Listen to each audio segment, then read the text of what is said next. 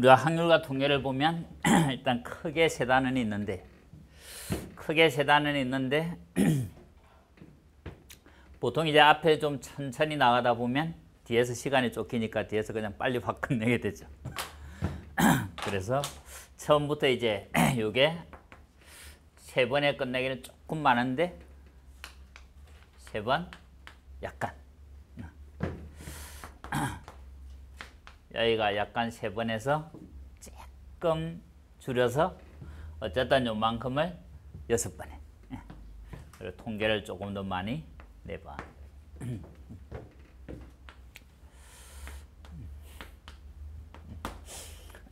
이렇게 해서 10번에 끝내면 나중에 통계가 원래 내용은 제일 복잡하죠. 그래서 배울 거는 제일 많은데 어쨌든 이렇게 하면 통계까지 끝낼 수 있고, 우리가 처음 할 때 어려운 거하고 나중에 시험을 볼 때 어려운 거는 약간 다른. 원래 경우의 수는 쉬운 단원인데 이 부분을 잘 해놔야 나중에 쉽기 때문에 우리가 경우의 수에서 첫 시간은 뭐 조금 어려울 수도 있고 안 어려울 수도 있고, 첫 시간은 조금 어려울 수도 있고, 여기서 이제 순열이나 조합 이런 식으로 들어가는 순간 여기서부터는 거의 그냥 공식이죠. 그래서 여기서는 좀 다양하니까 첫 시간이 이제 상황에 따라 조금 어려울 수도 있고, 그 다음 여기서부터는 조금씩 쉬워지고, 나중에 이제 2학년에서는 뭐 개수의 성질 같은 거 구하는 복잡한 성질을 알아야 되니까 조금 어려울 수도 있고, 그 다음에 확률에서 앞부분은 이미 중학교 때 배웠던 확률과 원리는 똑같은데 우리가 경우의 수를 많이 배웠으니까 원래 확률에서 앞부분이 아래는 전체 경우의 수, 위에는 해당되는 경우의 수, 이걸 이용해서 구한다는 것은 결국 경우의 수만 알면 확률을 구할 수 있다는 얘기죠. 그런 의미에서 중학교 때 배운 확률과 똑같은데 다만 중학교 때는 구할 줄 아는 경우의 수가 좀 작았죠. 이제는 중학교 때보다 이걸 배우면 구할 수 있는 경우의 수가 좀 많아지겠죠. 그런 의미에서 달라지지 살려 확률 앞부분은 결국 원리는 중학교 때랑 똑같다. 다만 분모 분자를 구하는 게 우리가 아는 게 이제 좀 더 많다 보니까 문제도 조금 더 복잡하게 나오는. 그 다음에 이 뒷부분은 이제 중학교 때 배웠던 거는 다른 내용. 여기 앞에서 확률을 잘 하려면 결국 경우의 수를 잘 하면 되는 건데, 여기는 경우의 수를 잘 하면 되는 거고, 확률의 뒤쪽은 확률 자체에 대한 이해를 잘 해야 되는 부분. 여기가 이제 수업을 열심히 들어야 되는 부분이죠. 여기서부터 여기까지가. 물론 수업은 첫 시간부터 열심히 잘 들어야 되는데, 특별히 수업을 잘 들어야 된다는 것은 결국 선생이 누구냐에 따라 좌우가 많이 될 수 있는 부분이 이 부분이라는 거고, 여기는 그냥 열심히 하면 잘할 수 있다는 거고. 그 다음에 이제 원래 통계라는 게 우리가 다른 단원보다 3번인데 4번을 넣었다라는 건 이게 배울 내용이 좀 많다는 얘기죠. 배울 내용이 많은데 이제 대충 가는 게 아니라 배울 내용이 많은 것만큼 자세히 하겠다는 뜻이고, 처음 배울 때는 이게 어려운데 나중에 여러분이 이제 확률 통계를 어느 정도 잘 할 줄 알면 이 부분이 오히려 쉬운 부분이죠. 그 말은 무슨 말인가 하면, 여기서 경우의 수를 구하는 문제는 아주 쉽지만, 아주 쉽다라는 것은 문제를 푸는 원리가 몇 가지 없다는 얘기죠. 문제를 푸는 원리가 몇 가지 없는데 어려운 문제가 나왔어. 그럼 생각할 수 있는 것도 요거밖에 없겠죠. 그 말은 당연히 이 문제가 쉽게 안 풀릴 수도 있다. 그래서 실제로 어려운 문제는 쉬운 단원에서 어려운 게 나오면 그게 어렵죠. 오히려 어려운 단원은 문제 유형이 딱 정해져 있으면 어차피 유형이 여러 가지고 풀 수 있는 방법도 여러 가지니까, 실제로 어려운 단원에서는 뭐가 없는가 하면 여기서 뭔가 우리가 방법을 생각할 수 없는 다른 응용 문제는 없죠. 정확히 전달이 됐나 모르겠다. 아주 쉬운 단어는 원리도 쉽고, 그러니까 배울 때는 쉽지만 이 쉬운 원리로 잘 해석이 안 되는 어려운 문제가 있다는 얘기죠. 근데 어려운 단어는 원래 내용도 어렵고 배우는 것도 어렵지만 이걸 정확히 익혀놓으면 이거를 벗어나는 응용 문제가 별로 없다. 그래서 확률 통계 중에서 통계나 한번 배우고 나서 쭉 보면 한번 제대로 배우면 뭐 수능 문제를 풀든 다른 문제를 풀든 이거로 풀 수 없는 응용 문제는 없고, 대신에 응용 문제는 많은데 그 응용 문제는 주로 어떤 건가 하면 이렇게 단원이 이렇게 또는 이렇게 융합된 그런 단원 응용 문제가 많아요.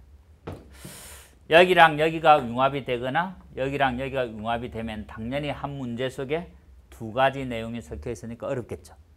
두 가지 내용이 섞여 있으니까 어렵지만 그래도 맨날 출제되는 게 그거밖에 없다는 얘기죠.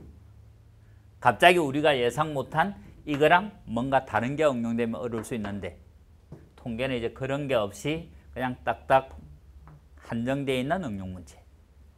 우리가 알고 있는 수준을 넘어서는 응용 문제는 없다. 그런 다음에 처음 배울 때는 내용이 복잡하고 어렵지만 한번 제대로 배우고 나면 여기는 오히려 어려운 게 없는 문제. 실제로 이제 경우의 수에서도 뭐 학교 시험이나 수능에서는 엄청나게 어려운 건 잘 안 나오니까 결과적으로 전체적으로 보면 확률 통계는 한번 제대로 해놓으면 다른 단원에 비해서는 쉬운 교재죠. 쉬운 교과에. 우리가 오히려 미적1이나 이과에서 미적2 같은 거는 배울 때는 쉬운 것 같지만 다 잘 한다고 생각해도 수능 30번 이런 문제 풀면 또 어렵죠. 모든 문제를 다 통달했다고 생각해도 또 30문제를 보면 어려운데 이거는 어느 정도 통달이 되고 나면 수능 문제를 봐도 별로 어렵지가 않아요. 그래서 학통이라는 게 사람들이 어렵게 생각하는 단원이지만 어렵지만 한번 극복하면 쉬운 게 확률 통계다. 그래서 처음 배울 때만 어렵고 한번 잘 배우고 나면 오히려 쉬운 단원. 우리의 수준을 뛰어넘는 새로운 문제란 게 없다. 대신에 이제 나중에 통계에서는 단순히 내용을 배우는 게 아니라 단원 간의 융합 문제가 많이 나오니까 융합 문제가 나왔을 때 어느 게 여기서 주제문인지를 파악을 해야 우리가 왔다 갔다 안 하고 잘 풀 수 있겠죠. 여기서 어느 게 주제문인지를 정확히 파악하고 결국 나머지들은 이 문제를 푸는 데 필요한 부수적인 거다. 이런 걸 파악하는 능력이 통계에서는 특히 필요합니다. 그래서 통계를 풀기 위해서는 국어 실력이 필요한데 여기서 필요한 독해력은 국어 선생님한테 배울 수 있는 게 아니라 수학 선생님한테 배울 수 있는 독해력. 이런 건 이제 나중에 우리가 통계를 가르칠 때 이런 걸 가르침으로 해서 그래서 이제 나문호 선생님이 확률 통계를 잘 가르친다 이런 말이 나오는 거예요. 뭐 어차피 하나하나 내용을 가르치는 거는 누구나 교재 보고 가르치면 똑같겠죠. 저희 탁월한 능력이 고등학교 때 국어도 워낙 잘했고 수학도 워낙 잘했기 때문에 자, 그래서 6페이지를 보면 6페이지 경우의 수.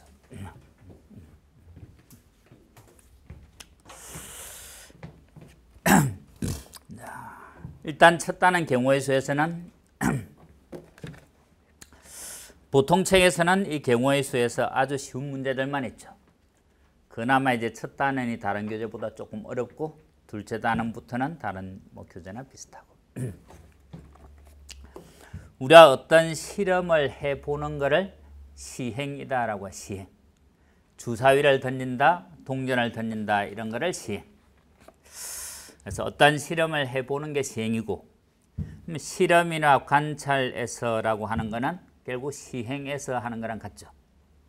어떤 시행을 했을 때 그 시행에서 일어난 조건을 만족하는 집합을 사건. 결국 우리가 사건을 생각할 때 대부분은 결국 집합처럼 생각하면 된다는 얘기죠. 집합. 그래서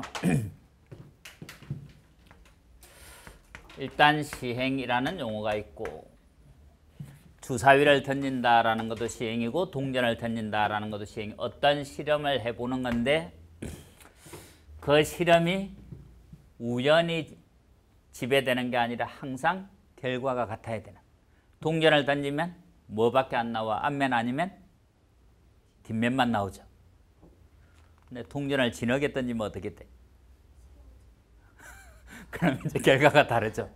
그럼 그런 상황이 될 수도 있으면 시행이 아니라는 얘기죠. 항상 결과가 일정해요. 주사위를 던지면 항상 1이나 얼마까지? 6까지가 나오겠죠. 그래서 예상되는 결과가 똑같은 게 시행이고, 그런 시행을 했을 때 일어날 수 있는 하나하나를 사건. 결국 시행을 했을 때 일어날 수 있는 전체를 아까 집합 사건이 집합이다 그랬죠. 그래서 이 전체 집합 개념, 여러분이 생각하는 전체 집합 개념을 확률 통계에서는 이거를 표본 공간이다라고 하는.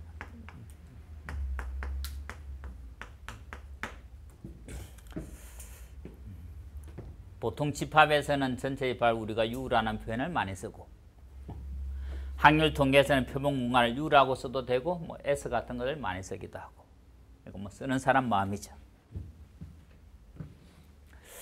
예를 들어 동전을 던진다라고 하면 표본 공간이라는 이 집합 속에 몇 가지가 들어가? 앞면하고 뒷면 이렇겠죠. 뭐 이렇게 쓸 수도 있고 앞, 뭐 뒤 이렇게 쓸 수도 있고. 주사위를 던진다 그러면 1부터 6까지 이렇게. 나중에 확률 배울 때 한 번 더 생각할 건데, 이 사건이라는 것이 보통 대부분 학생이 좀 헷갈리죠. 사건이라는 것은 표본 공간 전체 집합의 부분 집합이 사건이다라고. 우리가 동전을 한 번 던지면 여기서 이제 착각이 일어날 수 있어. 동전을 한 번 던지면 일어날 수 있는 사건이 몇 가지? 진도는 나중에 쫙 빼면 되니까 뭐 첫 시간엔 진도를 좀 천천히 나가도 돼. 동전을 한 번 던진다라고 하면 일어날 수 있는 사건은 두 가지겠죠. 아니라고 생각하는 사람 손 들어봐. 두 가지라고 생각하는 사람 손 들어봐. 아, 손 드는 걸 싫어하는 건 아니구나. 그래서 대부분이 착각을 하고 있는. 자, 다시 사건은 표본 공간에 뭐이기만 하면 돼? 부분 집합. 그럼 표본 공간의 원수가 몇 개? 2개. 부분 집합은 몇 개겠어? 4개겠죠. 2개가 아니라. 그래서 사건은 부분 집합이기만 하면 되니까, 사건은 이거 부분 집합 중에 원수가 하나도 없는 집합으로 보면 무슨 집합? 공집합 하나, 둘, 이렇게 4개가 있겠죠. 4개. 그래서 여러분만 착각하는 게 아니라 대부분 학생 100명 중에 사실은 거의 100명, 혹시 있을지 모르니까 99명은 사건이 몇 개냐라고 하면 2가지라고 하는, 2가지. 그래서 여기에 원수가 1개짜리 이 사건은 사건 중에서도 단위 사건이라고 하는 거고, 아까 우리가 사건은 집합처럼 보면 된다 그랬죠. 사건을 집합처럼. 그럼 집합일 때는 공집합이라고 불러. 우리가 확률 통계할 때 사건에서는 뭐라고 부르겠어? 자, 다시 사건은 집합처럼 생각하면 돼. 그럼 이게 집합에서는 공집합, 사건에서는 그래서 이게 공사건. 물론 띄어읽기를 잘해야 되겠죠. 공사건이 아니라 공사건 이렇게. 그럼 표본 공간 이것도 자기 자신도 부분 집합이죠. 자기 자신도 부분 집합이면 이것도 사건이겠죠. 자, 다시 한번 돌아가서 보고 이거는 무슨 사건일 것 같아? 그래서 전체 사건이라고 불렀으면 안 헷갈리는데 한 글자로 줄이려고 전사건이다 그래. 전사건. 표본 공간도 결국 부분 집합이니까 사건인데 표본 공간 자체는 전사건, 원수가 하나도 없는 것은 공사건. 그럼 이제 이때는 당연히 단위 사건이 6개겠죠. 전체 사건은 몇 개? 2의 6제곱 이게 부분집합이겠죠. 짝수인 사건 그러면 뭐 2, 4, 6 이렇게. 소수인 사건 그러면 2, 3, 5 이렇게. 이런 게 다 사건이다. 자, 다시 집합은 사건처럼 보면 된다. 그럼 이것도 사건, 이것도 사건일 때 이제는 사건의 연산 이렇게.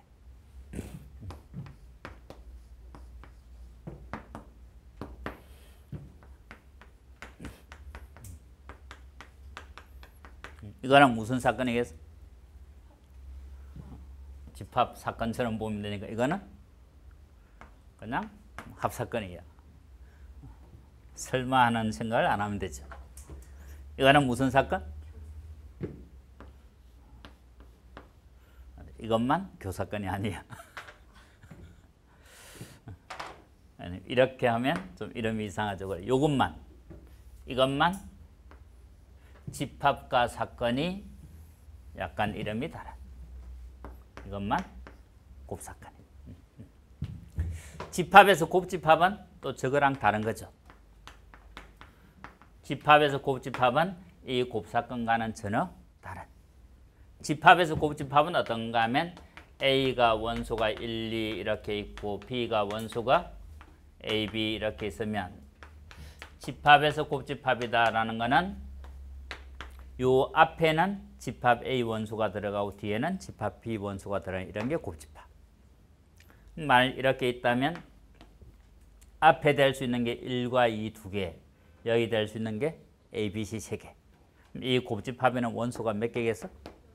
6개가 되겠죠. 그래서 집합에서 곱집합과 곱사건은 다르다. 이렇게. 곱사건은 집합에서로 보면 교집합 개념이라는 얘기죠. 교집합. 나중에 확률 시작할 때 용어는 다시 한번 배우는데 일단 그래서 용어를 한번 쭉 정리를 하고.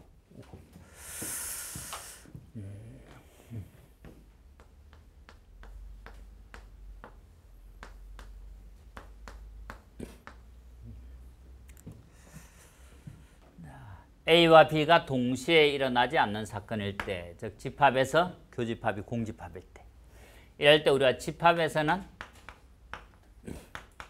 두 집합이 서로 뭐라고 얘기한다? 소라고 얘기하죠. 집합에서는 서로 소인 게 교집합이 없는 거고, 숫자에서는 최대 공약수가 얼마? 1인 게 서로 소인 거고. 이게 사건에서는 두 사건이 서로 배반 사건이다라고 하는. 서로 배반을 하면 만날 일이 없다 이렇게 기억하면 되죠. 배반 사건이 교집합이 공집합인 사건.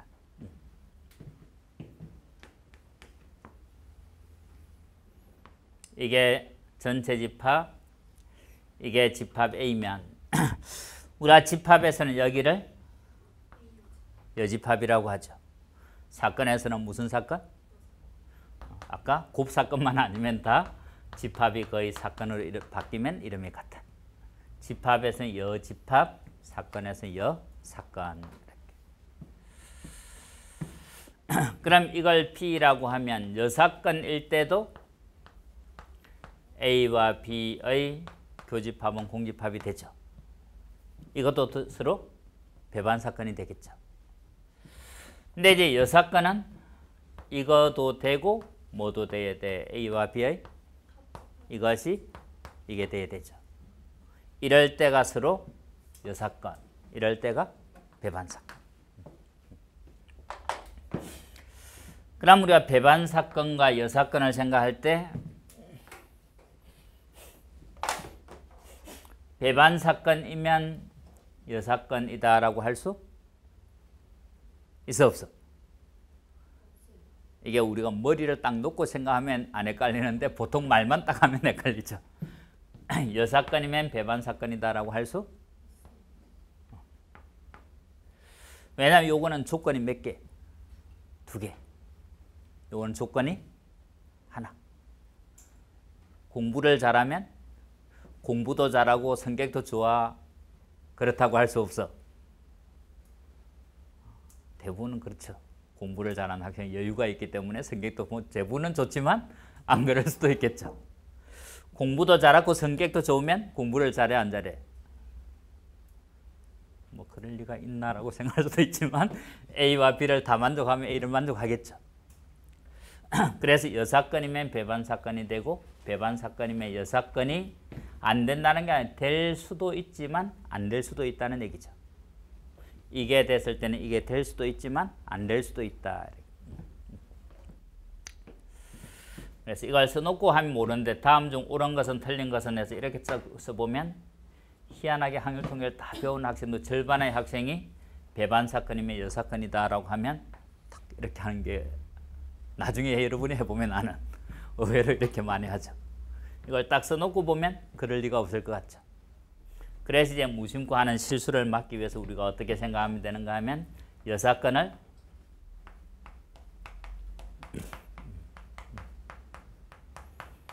우리가 100점 맞으려고 딱 했는데 실수로 100점을 못 맞으면 억울하겠죠. 내가 실력이 모자라서 100점을 못 맞으면 억울하진 않은데. 그래서 이걸 이렇게 기억하면 돼. 그럼 절대로 실수를 안 하죠. 배반 사건은 여자가 배반하는 사건이라고 할 수 있어 없어? 그게 더 헷갈리나? 여자가 배반하는 사건은 배반 사건 맞아 안 맞아? 맞죠? 살인사건이 누가 살인했느냐에 따라 살인사건이 안 될 수는 없죠. 배반 사건은 전부 여자가 배반했다고 할 수? 이 세상의 모든 남자는 착하니까 그래서 이렇게 기억하면 착각을 안 하겠죠. 이건 착각을 안 하겠어. 자, 그까지 이제 기본적인 용어를 쭉 셌고 이제 수를 세는 법칙에서 지금부터가 사실은 이번 시간에 배울 내용이에요. 지금 쭉 설명한 거는 미리 확률 통계를 배우기 전에 용어를 한번 설명했고 나중에 이제 확률 배울 때 다시 한 번 더 등장하는.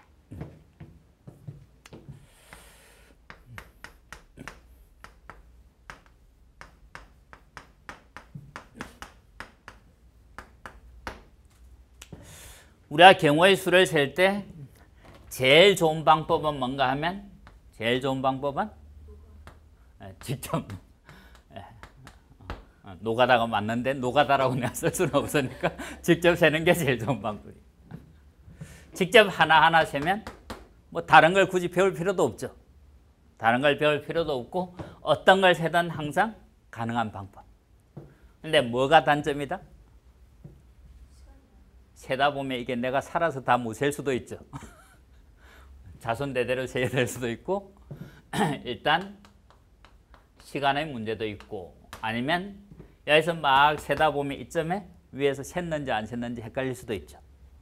중복해서 셀 가능성도 있고 아니면 빼먹을 가능성도 있고 이렇죠. 그래서 직접 세는 게 제일 좋기는 하지만 이제 이런 거를 극복해야 된다. 그러다 보니까 이제 우리가 여러 가지 경우의 수에서 배우는 거죠. 이거로만 할 생각이면 이번 시간과는 그냥 뭐 순열 조합 이런 거 안 배워도 다 된다는 얘기죠. 그래서 이걸 극복하려니까 제일 처음에 배우는 게 합의 법칙, 그 다음에 곱의 법칙.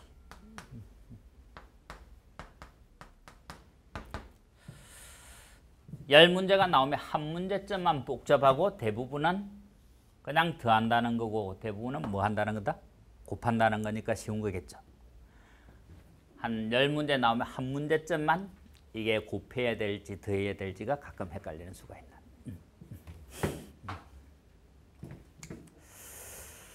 그래서 합의 법칙은 합 사건에 대한 경우의 수를 세는 법칙이다라고 생각하면 돼요.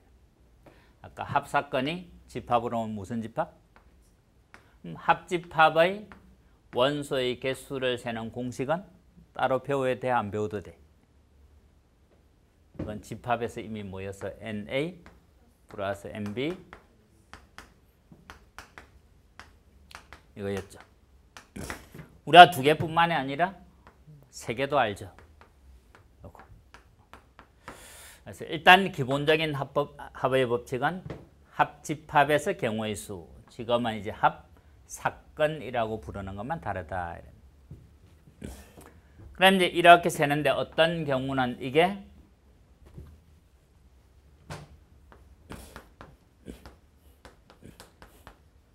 이렇게 될 수도 있겠죠. 그럴 때는 이게 뭐가 될 때 이만큼이 0일 때.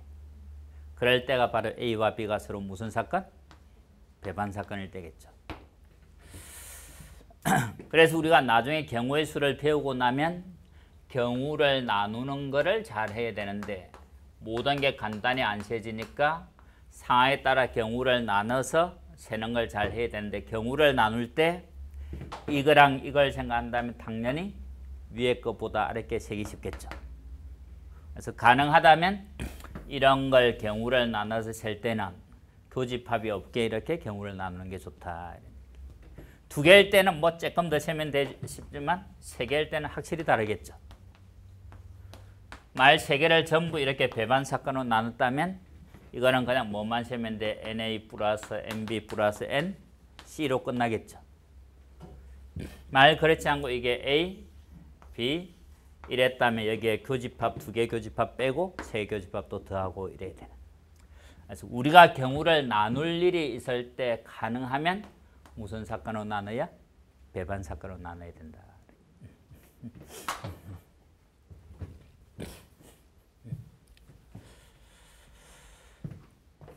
대부분은 이제 합할지 곱할지가 별로 안 헷갈리는데 혹시 합할지 곱할지가 헷갈리는 경우는 어떻게 생각하면 되는가 하면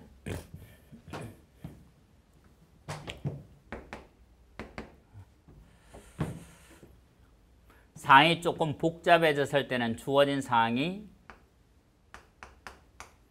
완료행인지 진행행인지를 봅니다.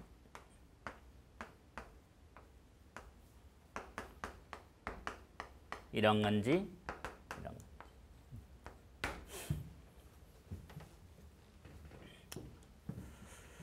자, 무슨 말인가 하면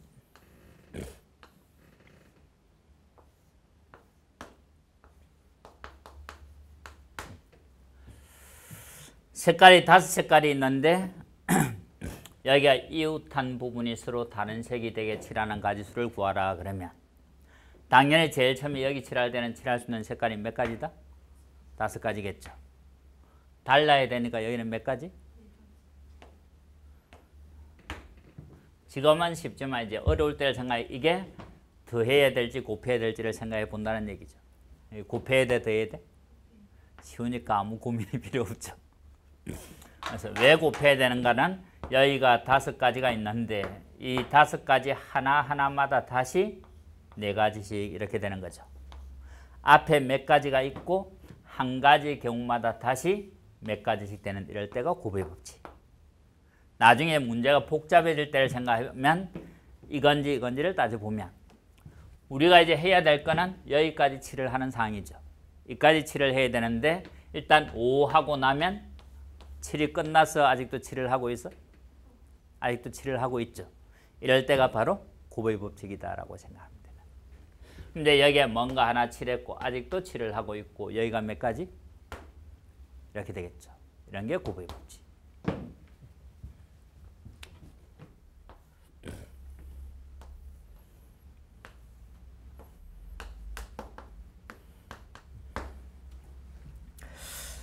똑같이 5가지 색깔인데 여기 A, B, C, D에 이웃한 게 다르게 칠한다 그러면 A부터 칠을 하면 일단 A에 칠할 수 있는 게 5가지겠죠. 뭔가 하나 칠이 됐어. 그러면 B에는 몇 가지? 이럴 때가 have painted야 painting이야? 지금 칠을 하고 있는 중이죠. 여기는 무슨 법칙이다? 그럼 여기에도 뭔가 또 칠이 이렇게 됐겠죠. C에는 몇 가지? 이웃한 게 서로 다른 색. C는 뭐만 이웃했어? 현재는 B만 이웃했죠. 여기 칠한 걸 또 칠할 수도? 그래서 여기는 몇 개? 여기가 이제 중요해. 마지막 여기에 칠하는 게 몇 가지겠어? 뒤에 칠하는 거는 뭐가 아니라야 돼? D는 일단 C가 아니라야 되고 A도 아니라야 되죠. 몇 개? 이게 이제 대부분의 학생들이야. 여러분 이제 저한테 확률 통계를 배워서 나중에 확률 통계를 잘하는 학생이 되려면 이걸 극복해야 돼. 여기를 보고 여기. 여기. 자, 다시 여기까지는 아무 이상이 없죠. 뒤에서 이 두 개를 제외해야 되는데 이럴 때 여기서 두 개를 이렇게 뺄 게 아니라 반드시 무슨 생각을 해야 되는가 하면 이 두 개가 같을 수 있는지를 꼭 생각해야 돼. 두 개가 지금 같을 수 있어 없어? 같을 수가 있으니까 만약 같다면 이게 5 빼기 2가 아니라 뭐가 돼? 5 빼기 1 해서 4가 되겠죠. 4. 그래서 이제 뒤에 칠할 수 있는 거는 세 가지가 될 수도 있고 네 가지가 될 수도 있다. 이런 게 이제 경우의 수에서 어려운 문제가 되고 이런 걸 이제 극복해야 돼. 그럼 이제 이런 걸 풀 때 세 가지가 될 수도 있고 네 가지가 될 수도 있으니까 3.5를 딱 곱하면 되겠어 안 되겠어? 답은 그거랑 좀 비슷하겠죠. 그래서 이때 아까 우리가 경우의 수에 제일 중요하던 게 바로 뭐다 그래서 바로 경우 나누기가 중요하다. 이럴 수도 있고 가다가 상이 이럴 수도 있고 이럴 수도 있으면 경우를 이럴 때와 이럴 때로 경우를 나눈다. 이 생각이 가장 중요해요. 여러분이 경우의 수를 배울 때 순열 조합 공식을 기억하는 것도 중요하지만 상황에 따라 달라지면 경우를 나눈다라는 이 생각이 가장 중요한 배우는 것 중에. 그래서 결국 어떨 때로 나눈다는 얘기다. A와 C가 같을 때랑 A와 C가 다를 때랑.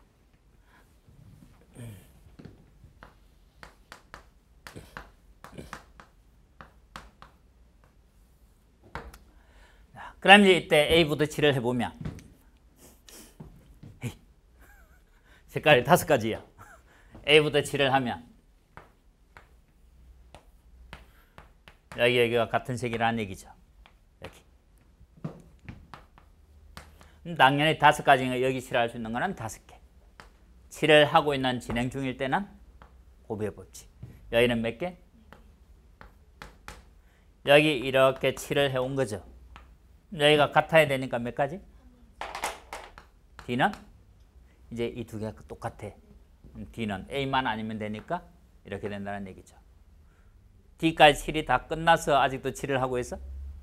끝이 났죠. 이제는 위 아래 중에 뭐가 돼? 위가 됐죠. 그래서 여기까지는 칠을 하고 있는 중이니까 곱의 법칙이지만 이까지가 끝이 났으니까 새로운 상황이 시작될 때는 이제 위에 거랑 아래 거는 무슨 법칙이라는 얘기다? 합의 법칙이다. 이런 얘기. 그래서 어려울 때일수록 저걸 생각해야 뭐가 딱딱 들어맞죠. 쉬운 거는 거야. 그럼 여기 다시 가면 이제 5.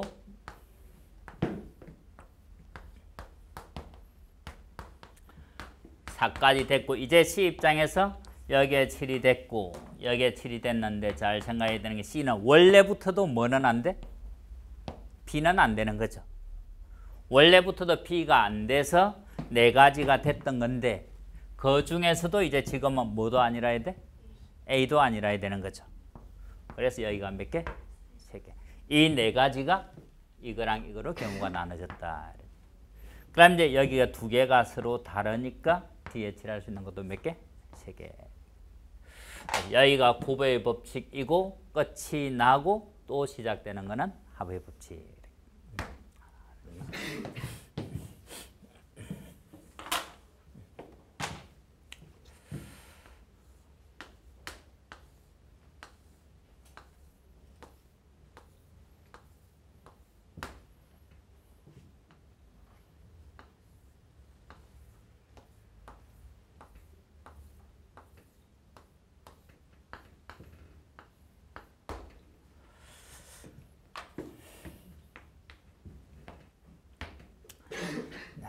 A에서 B까지 가는데 한 번 지난 길을 다시 못 지난다라고 하면 여기서 이렇게 가면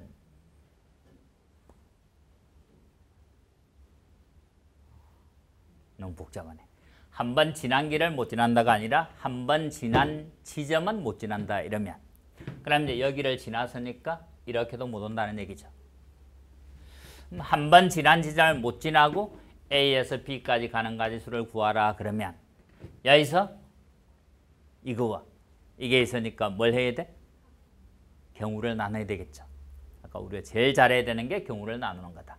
그래서 A에서 위를 통해서 가는 거랑 아래를 통해서 가는 거랑. 그럼 A에서 일단 이까지 하나 왔고 여기서 P까지 몇 가지? 그 다음은 마지막 이런 곱할 필요가 없겠죠. 이럴 때 가운데가 무슨 법칙을 써야 돼? 왜냐면 이 지점에 딱 보면 가고 있어. 이미 목표 지점까지 갔어. 이렇게 하면 일단 끝까지 갔죠.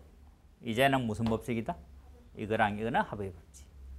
여기가 3, 여기도 3. 전체가 15개.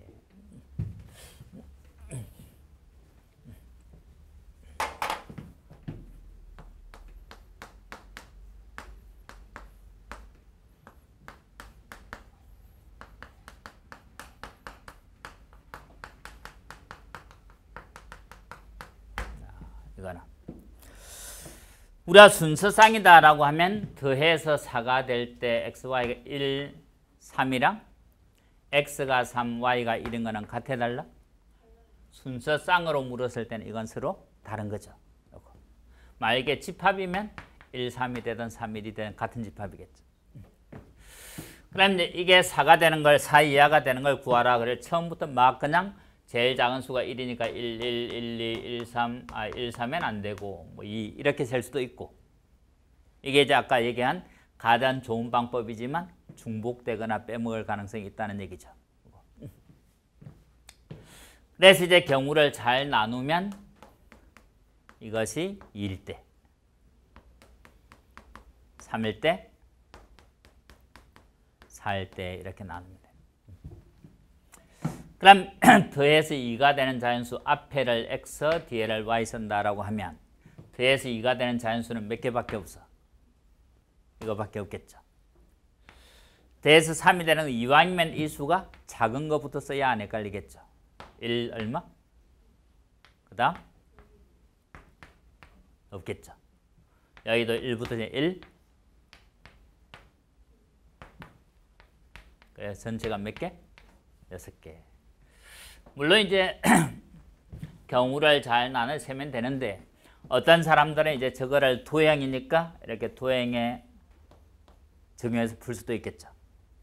x 더하기 y가 4 하는 거는 도형이 뭐가 돼? 직선이고 이 직선 요 아래에 있는 x와 y가 자연수인 거 세면 된다는 얘기죠. 그래서 어떤 영역에 있고 x와 y가 정수인 그런 거를 우리가 격자점이다라고 하나. 여기가 x가 1일 때 보면 1, 1, 1, 2, 1, 3 해서 점이 몇 개? 3개 있는 거죠. 여기가 2일 때 2, 1, 2, 2. 여기가 3일 때 3, 1 이렇게. 그래서 1개, 2개, 3개 이렇게 셀 수도 있는. 아까 저기서 센 거는 여기 1개, 2개, 3개 이렇게 센 거죠. 그럼 이제 이때도 x 더하기 y가 2인 거 셌고 끝났고 또 다른 거 세니까 이 1개, 2개 여기는 합의 법칙이다. 됐나? 그래서 합의 법칙과 곱의 법칙을 정확히 구분해야 된다. 그 다음에 우리가 곱의 법칙을 쓸 때 아까 이런 거는 큰 순서가 상관이 없었는데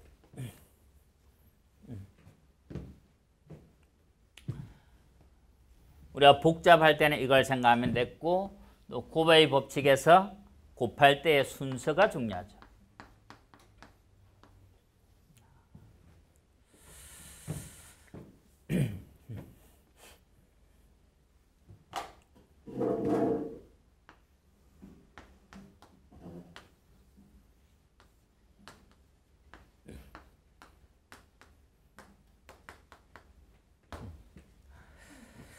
예를 들어 5가지 색깔을 여기에 칠하는데 이웃 한 개 서로 다른 색이 되게 칠한다 그러면 어디부터 칠을 하는 게 편하겠다? 여기부터 칠을 해야 편한 이유가 여기부터 칠을 해놓고 나면 나중에 이거 칠할 때는 이게 다 아니라 되죠. 지금은 3개라 쉽네. 이렇게 되면 A 입장에 나중에 칠할 때 이 4개가 아니라 되는데 4개가 다 다르면 4개를 뺀 한 가지지만 이 2개 같고 2개 같으면 이게 3가지일 수도 있겠죠. 그래서 순서를 생각할 때 놔두면 가장 복잡할 것부터 놔두면 나중에 복잡할 것부터 먼저 처리를 해야 된다. 이웃한 게 서로 다르게 칠해야 되는데 이게 이웃한 게 가장 많으니까 나중에 이걸 생각하면 상황이 복잡해지죠. 그런 것부터 먼저 해결을 해버려야 점점 상황이 더 단순해지겠죠. 그래서 복잡한 것부터 먼저 해야 상황이 단순화가 된다. 아까 여러분이 했던 문제 중에 풀었던 문제 중에 뭐가 있었는가 하면 남학생이 3명, 여학생이 4명 중에 남녀 가리지 않고 회장을 1명 뽑고 남자 부회장 하나, 여자 부회장 하나 이렇게 3명을 뽑는 가지수. 를 셀 때 일단 첫 번째 생각은 회장을 뽑는 거죠. 몇 가지? 7가지인데 7가지 해놓고 나니까 남자 부회장이 몇 가지인지 돼야 안 돼? 뭐 아니면 뭐다? 2 아니면 3이죠. 뭐에 따라 달라 얘가? 그래서 이제 다시 돌아와서 어떻게 해야 돼? 이 회장이 남자인 경우와 이 회장이 여자인 경우로 나눠야 되겠죠. 그럼 회장이 남자일 때는 남자 부회장이 몇 가지? 여자 부회장은? 끝이 났죠. 그래서 위랑 아래는 무슨 법칙이다? 이럴 때 남자 3, 여자 부회장 얼마? 이러면 돼. 이렇게 풀었나? 이렇게 안 푼 사람 손 들어봐. 다른 방법으로 푼 사람. 이렇게 풀었어? 아까 맞았는데 이렇게 풀어서 다르게 풀었어. 기억이 안 나? 그래서 인간은 생각보다 참 단순하죠. 출제자 이렇게 순서대로 내면 그냥 거역하지 않고 보통 엄마가 뭔가 시키면 반항을 많이 하는데 문제는 별로 반항을 안 하죠. 시키면 시키는 순서대로. 순서를 바꿔보면 남자 부회장을 뽑는 게 몇 가지? 여자 부회장은? 몇 개? 이거랑 상관이 있어 없어? 이제 회장을 뽑으면 되겠죠. 회장은 몇 가지겠어? 남자 부회장 하나 뽑았고 여자 부회장 하나 뽑았고 몇 명 남았어? 5명 남았는데 회장은 남자 여자 상관이 있어 없어? 그래서 곱하기 하면 당연히 이거랑 같겠죠. 그래서 왜냐하면 여기에는 남자라는 거와 부회장에는 조건이 2개죠. 반드시 남자 여자라야 되는데 이건 남녀가 상관없으니까 당연히 어디가 조건이 더 복잡하다? 조건이 더 복잡한 이거부터 해결하는 게 편하다는 얘기죠. 요거. 그래서 쉬운 문제에서 이런 것들이 훈련이 돼 있으면 나중에 어려운 문제도 쉽게 되겠죠. 그래서 똑같은 문제를 어떤 사람은 쉽게 풀고 어떤 사람은 좀 더 복잡하게 풀고 이럴 수 있는. 아마 그 문제 풀이도 거의 이렇게 돼 있겠죠. 풀이도 아마 이렇게 똑똑하지는 않나. 그래서 순서, 고보의 법칙에서는 순서가 아주 중요하다.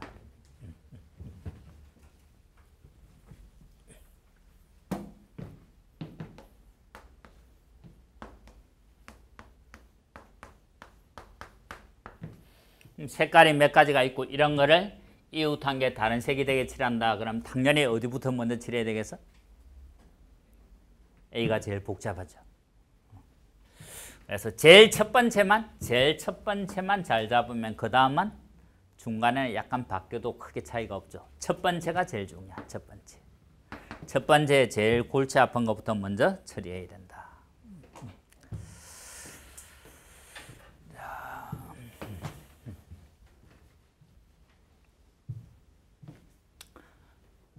그래서 이제 하버의 법칙, 고보의 법칙 했고 그걸 쓰는 중간에 우리가 계속 강조한 게 바로 이거를 잘해야 경우의 수를 잘 셀 수 있다 그랬죠. 결국 경우를 나누고 나면 나눠진 이 하나하나 상황에서는 대부분이 고보의 법칙이고 이거랑 이거는 다시 무슨 법칙? 합의 법칙이고 이렇게 될 가능성이 많죠. 이렇게. 그래서 상황에 따라 세 가지가 될 수도 있고 네 가지가 될 수도 있다. 그러면 세 가지 될 때와 네 가지 될 때로 반드시 경우를 나눈다. 이걸 머릿속에 꽉 박아놔야 돼. 상황에 따라 달라지면 반드시 경우를 나눈다. 오늘 요 한 가지를 정확히 기억해야 돼. 가장 중요합니다. 상황에 따라 달라지면 경우를 나눈다. 그 다음 이제 하나하나를 직접 다 그려서 말 그대로 직접 구하는 수행도나 우리가 수열에서 배웠던 바로 점화식을 이용해서 경우를 구하거나 이런 것도 뭐 가끔씩은 있죠.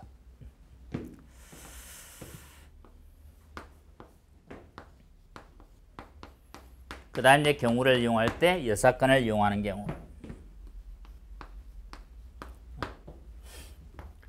우리가 전체가 요만큼인데 우리가 구하는 게 요만큼 아닌 게 이만큼이면 여사건을 쓸 필요가 있어 없어? 당연히 직접 세는 게 더 편하겠죠. 그래서 여사건은 언제 쓰겠다? 여사건은 우리가 구하는 게 이걸 때 이거를 구하는 것보다 전체에서 이걸 구해서 빼는 게 더 쉽겠죠. 그렇게 생각하면 당연히 여사건은 우리가 구하려는 게 경우가 훨씬 더 어떨 때? 많을 때 쓰는 거겠죠. 많을 때. 그래서 이제 경우의 수가 많을 때 주로 문장 표현이 어떨 때 경우의 수가 많겠는가 하면 주로 이런 표현이 들어가 있으면 이런 경우에서 좀 경우가 많죠. 적어도라는 표현이 들어가 있으면 주로 여사건을 쓴다. 여사건을 쓴다라는 말이 이거를 구하기 위해서 전체에서 아닌 걸 구해서 뺀다는 얘기죠. 보통 전체는 구하기 쉬우니까 이게 구하기 쉬울 때.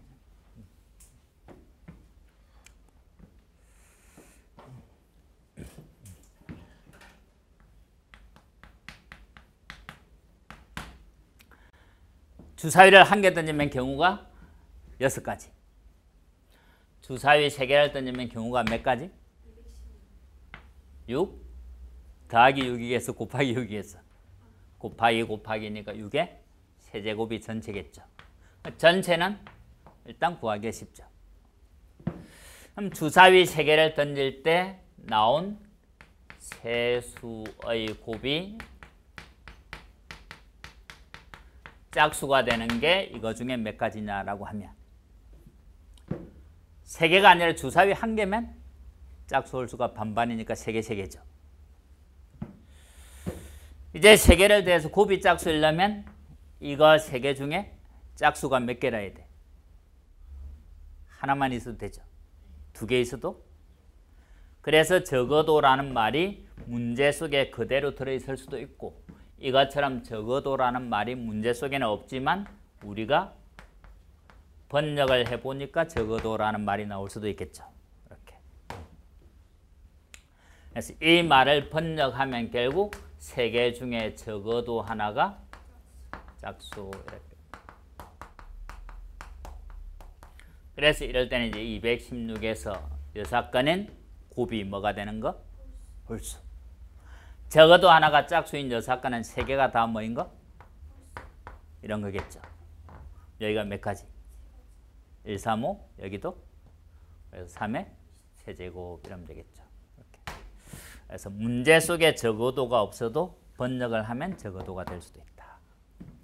그래서 대부분 이제 교재에서 문제집에서 강조하는 거는 여사건은 요거죠. 요거. 문제집에서 강조하는 여사건은 대부분 저건데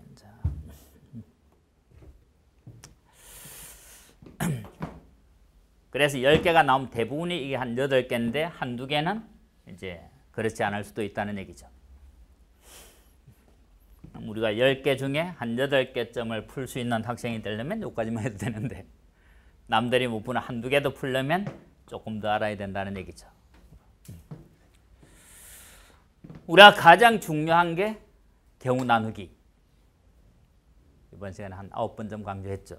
가장 중요한 게 경우 나누기인데 경우를 나누다 보면 실제로 나중에 답이 100가지인데 경우를 한 100가지로 나누면 의미가 있어 없어? 그래서 경우를 나눠서 구하려고 봤는데 경우를 나누려고 했는데 경우가 너무 다양하게 나눠지면 뒤늦게라도 6건이 아닌가 이 생각을 해봐야 된다. 보통 우리가 경우를 나눠서 경우를 구할 때 해보면 거의가 다 경우가 적으면 2가지, 많아도 보통 몇 개? 3가지 정도죠. 엄청 복잡한 문제라야 한 4가지 정도 하는. 그래서 경우 나누기에서 경우가 나누는 보통 2~3가지인데 말 이게 여러 가지로 간다라고 하면 6건이 아니지 생각해 봐야 된다.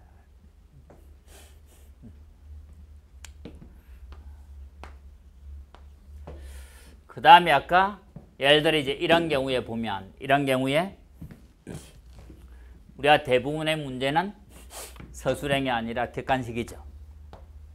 이 보기를 잘 활용하면 되는.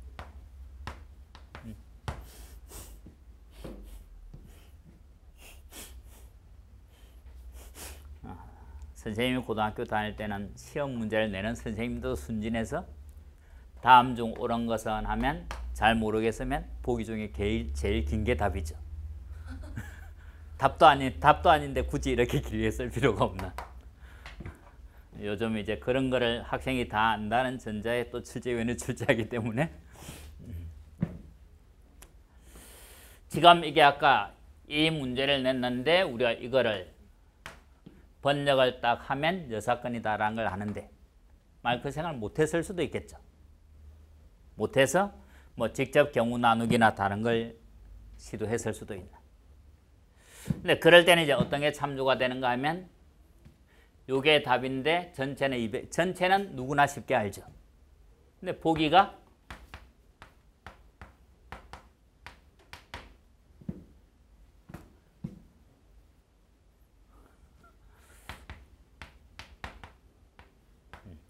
아무리 가정법이라도 보기 속에 답은 있어야 되겠죠. 이런 식으로 만일 보기가 5개가 있다. 보기를 딱 보고도 벌써 무슨 생각을 하는가 하면 전체가 216개인데 절반이 몇 개? 216의 반은 108인데 벌써 보기를 딱 보니까 절반이 훨씬 넘는 숫자만 있죠. 이 말은 우리가 구하는 경우가 6건보다 훨씬 더 많다는 얘기죠. 당연히 뭘 써야 되겠어? 그래서 보기를 참고해서 6건을 쓸 수도 있다. 이건 미리 알고 있으면 의외로 도움이 많이 되죠. 왜냐하면 출제자 입장에서 경우의 수를 낼 때 보기를 구성하는 방법은 거의 2가지죠. 무슨 말인가 하면 예를 들어 답이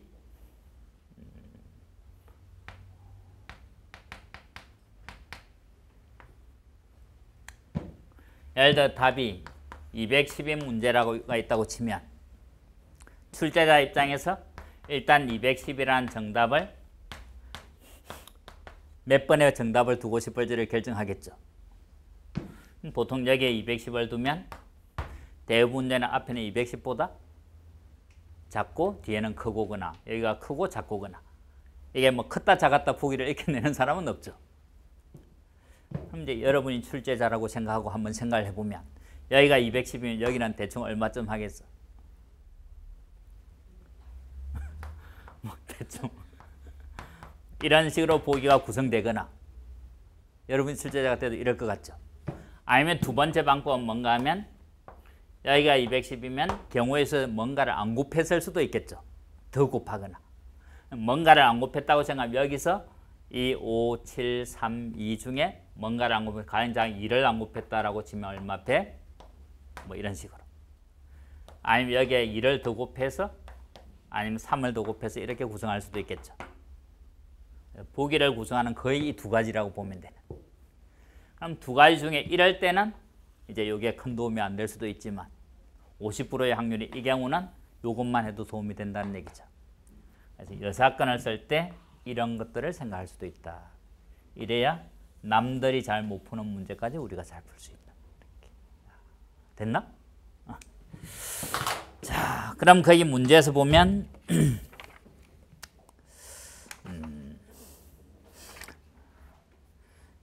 1, 3, 5, 7, 9번이 그나마 좀 쉬운 것 같고 2, 4, 6번이 좀 어려운 것 같아요. 자, 하나만 더 설명하고 어차피 문제 풀 때 설명해도 되는데 이 합의 법칙 설명할 때 합의 법칙 할 때 아까는 직접 뭔가 공식을 써서 주로 곱의 법칙 써서 더했는데 합의 법칙 쓸 때 어떤 것도 있는가 하면 여기서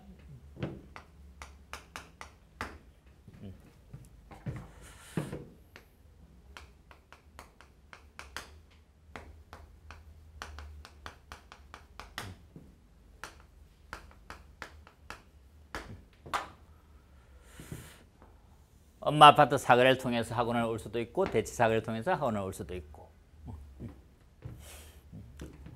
뭐 사거리에서 길은 여러 개지만 거기서 학원을 올 수 있는 길은 거의 하나로 정해져 있죠.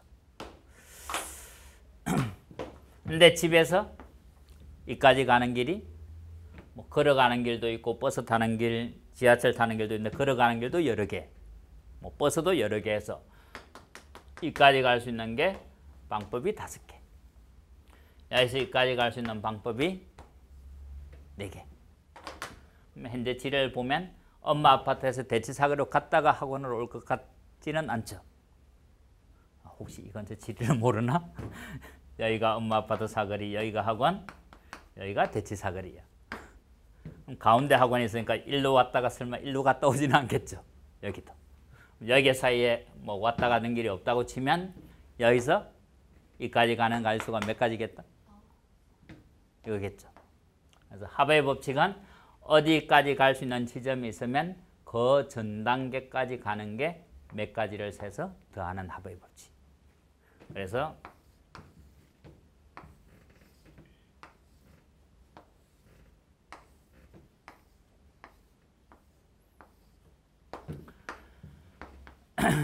A에서 B까지 최단거리로 가는 가지수를 구하라. 그러면 일단 여기서 이까지 가는 게 한 가지겠죠. 여기서 이까지도 일단 이거를 가려면 그 전 지점은 여기나 여기를 거쳐야 일로 가겠죠. 여기는 이렇게 해서 가는 거 하나, 이렇게 해서 가는 거 하나에서 몇 개? 2개. 여기를 가려면 그 전에 반드시 어디 가야 돼? 여기서 가거나 여기서 가야 되겠죠. 몇 개?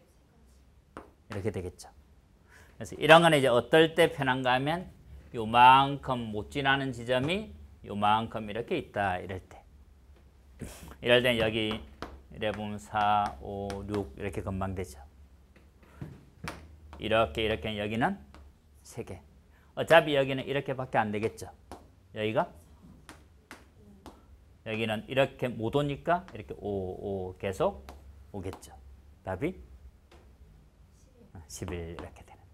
그래서 뭔가 지나지 못하는 게 많이 있는 이런 거는 직접 하나하나 이렇게 셀 수도 있다. 이렇게. 거기서 일단 1번부터 그냥 1번부터 한번 먼저 쫙 풀어봐봐. 배운 내용이 도움이 되는지.